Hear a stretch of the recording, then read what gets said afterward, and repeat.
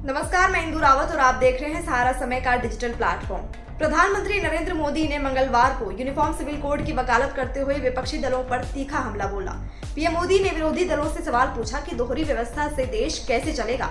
उन्होंने साथ ही आरोप लगाया कि इस मुद्दे पर मुसलमानों को भड़काया जा रहा है। पीएम मोदी के इस बयान के बाद देश में सियासी घमासान मच गया है। पीएम मोदी के यूनिफॉर्म सिविल कोड में जो स्टेटमेंट उन्होंने जारी किया, उसके बाद विपक्षी पार्टियों ने भी बयान दिया। क्या ये पूरा कुछ मसला रहा? आइए जानते हैं। देखिए, पीएम मोदी मध्य प्रदेश के भोपाल में बीजेपी की ओर से आयोजित मेरा बूथ सबसे मजबूत कार्यक्रम में पार्टी कार्यकर्ताओं को संबोधित कर रहे थे।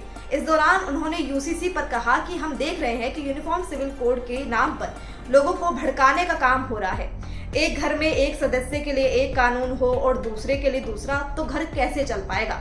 ऐसी दोहरी व्यवस्था से देश चल पाएगा क्या? प्रधानमंत्री ने कहा कि सुप्रीम कोर्ट ने बार बार कहा है कि कॉमन सिविल कोड लाओ, लेकिन वोट बैंक की राजनीति करने वाले इसका विरोध कर रहे हैं। देश में दो प्रणालियां कैसे हो सकती हैं? बीजेपी ने तय किया है कि वो तुष्टीकरण और वोट बैंक की राजनीति के बजाय संतुष्टीकरण के रास्ते पर चलेगी। प्रधानमंत्री ने कहा कि भारतीय मुसलमानों को ये समझना होगा कि कौन से राजनीतिक दल उन्हें भड़काकर उनका फायदा लेने के लिए उनको बर्बाद कर रहे हैं। उन्होंने कहा कि ये यानी विपक्ष हम पर आरोप लगाते हैं, लेकिन हकीकत ये है कि वो मुसलमान करते हैं, हम नहीं। अगर वो सच में मुसलमानों के लिए काम कर रहे होते तो मुस्लिम परिवार शिक्षा और नौकरियों में पीछे नहीं होते। पीएम मोदी ने कहा कि कुछ लोगों की ओर से अपनाई गई तुष्टीकरण की नीति देश के लिए विनाशकारी है।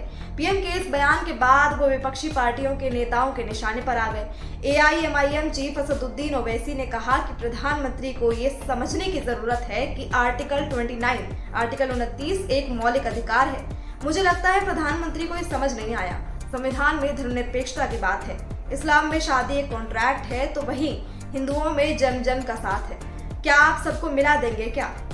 भारत की विविधता को वो एक समस्या समझते हैं। वहीं कांग्रेस के तारिक अनवर ने कहा कि जब कोई कानून बनता है तो वो सभी के लिए होता है और उन्हें उसका पालन करना होता है। फिर उस बिल पर चर्चा करने की क्या जरूरत है जो पहले ही पारित हो चुका है? पीएम मोदी ऐसा इसलिए कर रहे हैं क्योंकि चुनाव सामने हैं और उन्होंने देश के लिए कुछ नहीं किया है।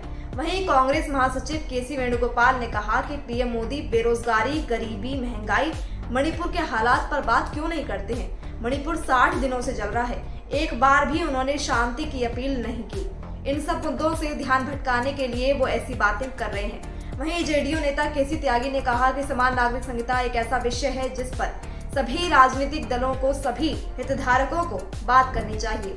बीजेपी सिर्फ वोट बैंक की राजनीति करती है जिससे धार्मिक ध्रुवीकरण हो।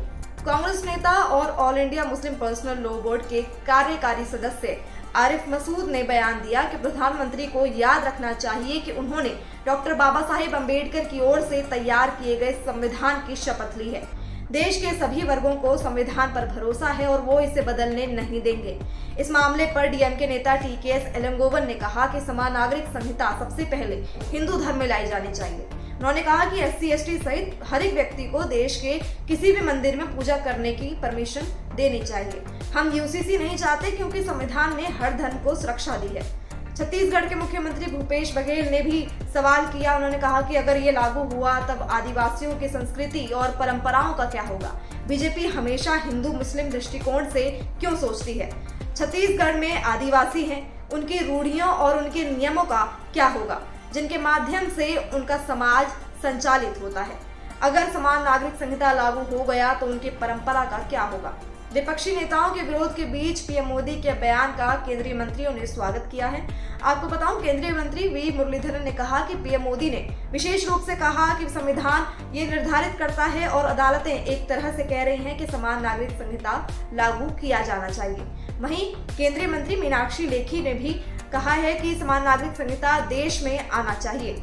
ये महिलाओं के लिए बहुत महत्वपूर्ण है, ये महिलाओं से जुड़ा हुआ सवाल है, इसलिए इसके लिए जो भी करना होगा भारत सरकार वो करेगी। पीएम मोदी के यूनिफॉर्म सिविल कोड पर बयान आने के बाद अब बयानबाजी शुरू हो चुकी है। फिलहाल आपको ये वीडियो कैसी लगी हमें कमेंट कर जरूर बताइएगा। साथ ही देश दुनिया से जुड़े तमाम न्यूज अपडेट्स के लिए आप जुड़े रहें सहारा समय के डिजिटल प्लेटफॉर्म के साथ। धन्यवाद।